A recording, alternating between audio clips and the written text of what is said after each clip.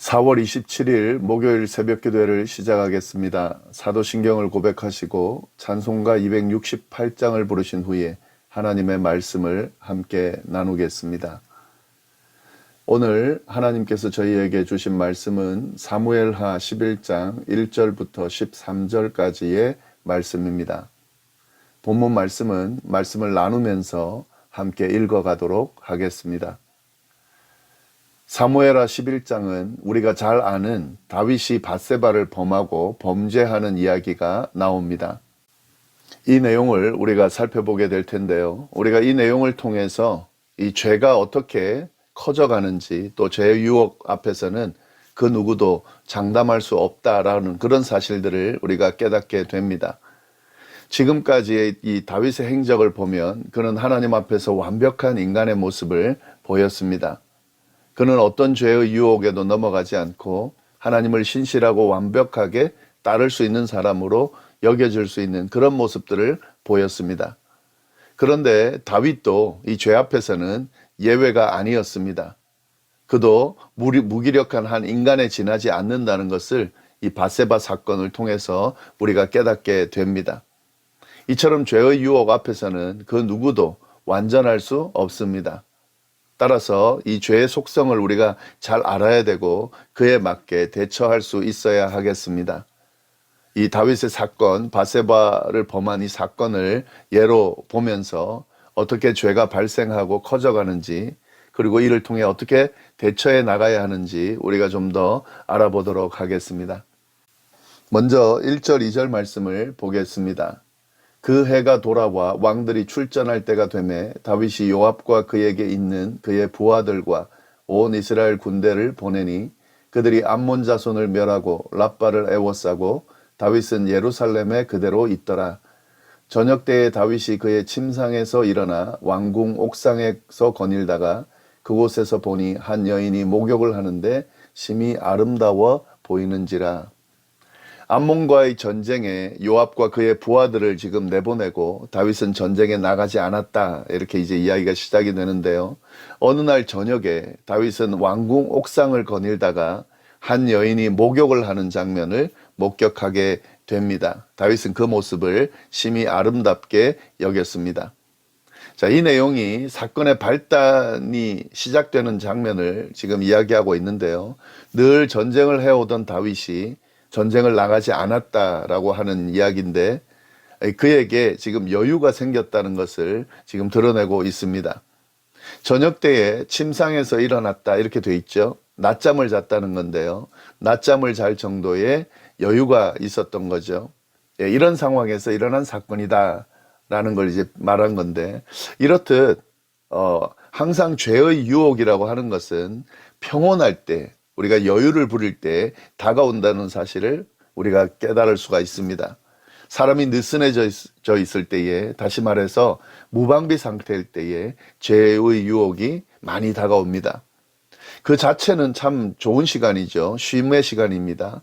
여유를 부리고 느슨해져 있고 무방비 상태라는 것은 내가 릴렉스하고 쉬고 있는 시간이라는 것을 의미하는데, 그런데 그 시간이 또한 죄의 유혹이 다가올 수 있는 시간이라는 것을 우리가 염두에 둘 수 있어야 하겠습니다.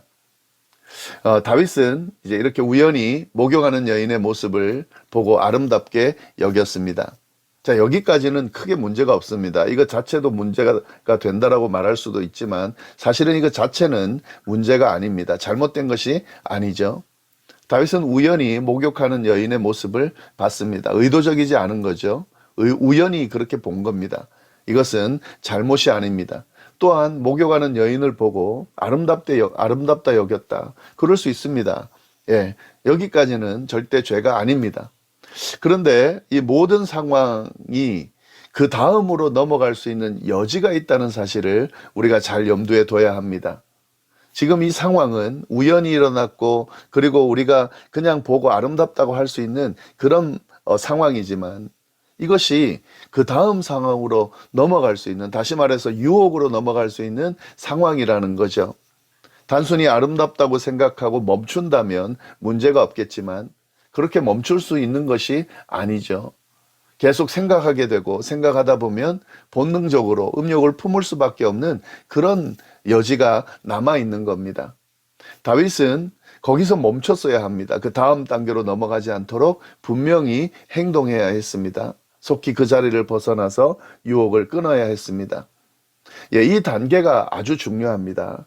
살아가다 보면 우리에게 죄에 노출되는 그런 상황들이 올 수가 있습니다. 아예 죄에 노출되지 않도록 살 수 있다면 더 좋겠죠. 예, 그런데 그건 가능하지가 않거든요. 우연이라도 죄에 노출될 때가 많이 있습니다. 그런데 그때부터 우리가 조심해야 됩니다. 괜찮다고 아무 생각 없이 거기에 머물러 있으면 안 된다는 거죠. 더 나아가서는 자신은 그런 상황에 넘어가지 않는다고 오만하게 행동하면 안 된다는 거죠. 누구도 그 유혹에 이길 수 있는 사람은 없습니다. 속히 그 자리를 피해야 하고 단호하게 끊어버릴 수 있어야 합니다. 그런데 다윗은 그렇게 하지 못한 거죠. 3절 말씀 보시면 다윗이 사람을 보내 그 여인을 알아보게 하였더니 그가 아뢰되 그는 엘리암의 딸이요 햇사람 우리아의 아내 밧세바가 아니니까 하니. 다윗은 우연히 본 목욕하는 여인을 아름답다고 생각하고 거기서 멈추지를 않았습니다. 그는 사람을 보내서 그 여인에 대해서 알아보게 했습니다. 여기서 보면은요, 단순히 궁금해서 누군지만 알아보는 과정이 아닌 것을 알 수가 있습니다. 아마도 계속 생각이 났을 거고 호기심이 생겼을 건데요. 그래도 그에 대해서 알아보는 단계로 넘어가면 안 되는데 지금 그렇게 하지 못하고 있는 거죠. 어쩌면 다윗은 그 여인에게 사로잡히는 상황이었을 수도 있습니다. 이성을 잃을 정도로 아마 그 여인이 생각났을 수도 있는 거죠. 다윗의 이러한 마음은 그의 다음 단계의 행동을 보면 알 수가 있습니다. 그 여인이 밧세바라는 여인이고 자신의 부하 우리아의 아내라는 사실을 알게 됐습니다. 자, 그렇게 되면 어떻게 해야 됩니까? 남의 아내고 그리고 지금 전쟁터에 나가 있는 자신의 부하의 아내라는 사실을 알게 됐습니다. 그럼 정상적인 사람이라면 당연히 거기서 멈추는 거죠. 아, 그렇구나 하고 끝을 내야 되는 거죠. 그런데 다윗은 그 사실을 알고도 멈추지를 않고 있습니다. 이미 지금 그 여인에게 사로잡히고 이성을 잃은 그런 상태까지 가버린 거죠. 4절 말씀 보겠습니다. 다윗이 전령을 보내 그 여자를 자기에게로 데려오게 하고 그 여자가 그 부정함을 깨끗하게 하였으므로 더불어 동침하며 그 여자가 자기 집으로 돌아가니라. 다윗은 그 여자를 자기에게로 데려오라고 명령했습니다. 그리고 그와 동침을 했습니다. 전쟁터에 나가 있는 부하의 아내를 범한 겁니다. 예, 지금 다윗은 제정신이 아닌 거죠. 그리고 여기서 보면은요, 밧세바가 부정함을 깨끗하게 하겠다 이런 표현이 나오죠. 이는 월경이 끝나서 정결의식에 따라 목욕을 했다는 걸 의미하는데요. 이거는 아이를 가질 수 있는 가임기였다는 것을 의미하는 겁니다.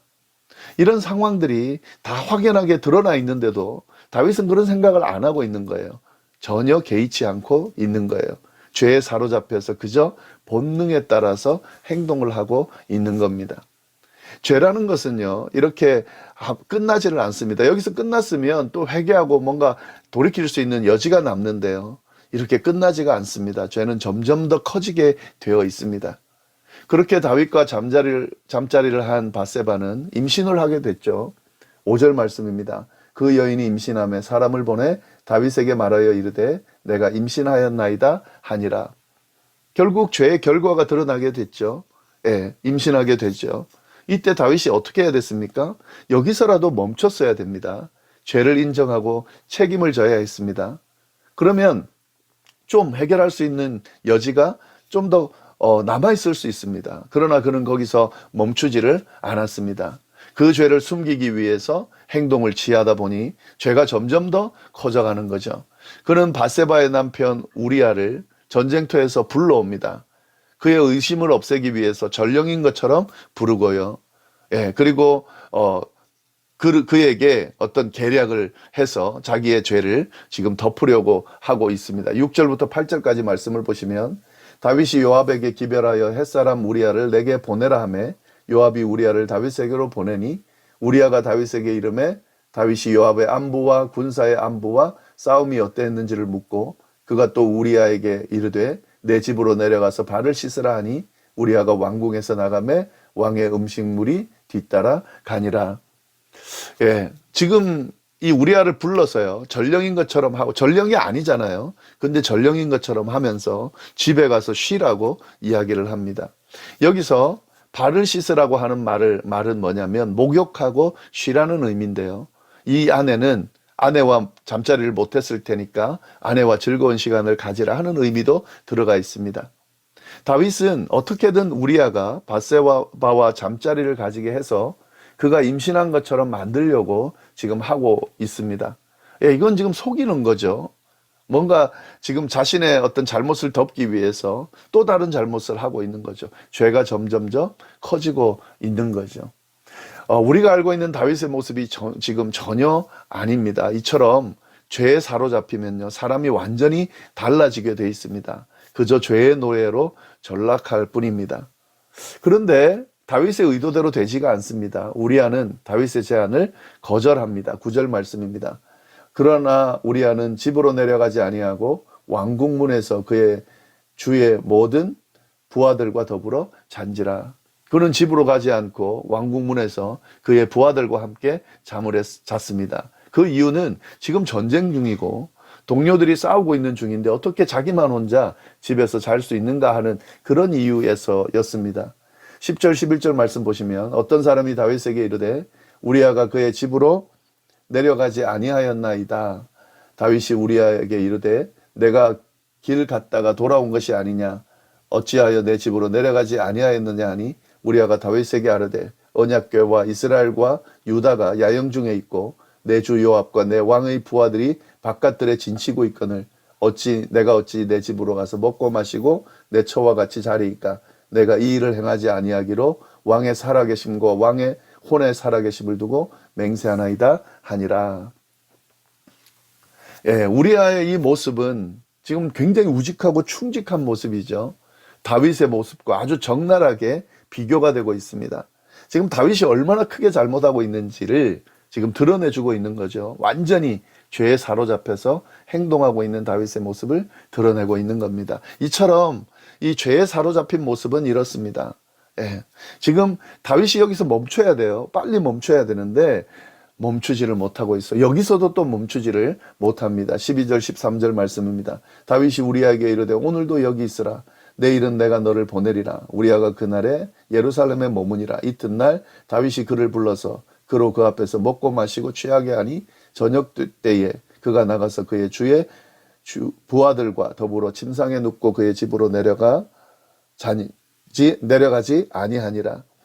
예, 다윗은 어떻게든 취하게 만들어가지고 하루도 머물게 하면서 아내와 자게끔 만들려고 좀 애를 쓰는데 우리아가 그렇게 행동하지 않습니다. 예, 계속해서 죄를 덮으려고 다른 방법을 찾고 있는 이 다윗의 모습을 보면서 죄가 참 무섭다라는 사실을 우리가 깨닫게 되고 죄 앞에는 한낱 연약한 인간에 지나지 않는다는 사실도 우리가 깨닫게 되고 죄가 죄를 계속 낳아서 점점 커진다는 것을 우리가 깨닫게 되고, 그리고 이 죄가 계속 되어지고 있음에도 불구하고 죄에 사로잡힌 사람들은 이것을 전혀 인식하지 못하고 있다는 사실을 우리가 발견하게 됩니다. 그래서 여기서 멈추지 못해 결국에 어떻게 됩니까? 우리아를 죽이는 결과까지 초래합니다. 예, 살인죄까지 저지른 거예요.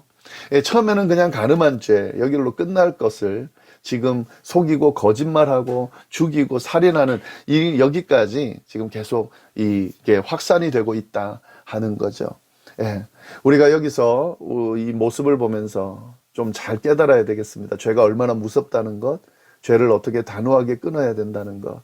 예, 우리가 이 부분을 보면서 좀 우리의 삶을, 우리의 신앙을 좀 잘 점검할 수 있기를 바랍니다. 기도하겠습니다. 하나님 아버지 감사합니다. 귀한 말씀으로 오늘 하루를 또 시작합니다. 주님, 오늘 말씀 안에 담겨 있는 이 죄의 무서움, 이것을 우리가 보면서 어떻게 생활해야 될지, 또 우리를 추스르는 그런 귀한 시간이 되었습니다. 하나님, 우리의 삶에서도 적용할 수 있도록 주님 인도하여 주옵소서. 죄의 유혹에 넘어가지 않도록, 죄가 있을 때 단호하게 끊을 수 있도록, 또 죄에 이길 수 있도록 늘 하나님과 교제하며 성령 하나님의 도움을 받는 삶을 살 수 있도록 주여 인도하여 주옵소서. 감사드리며 모든 말씀을 살아계신 예수님의 이름으로 기도드립니다. 아멘.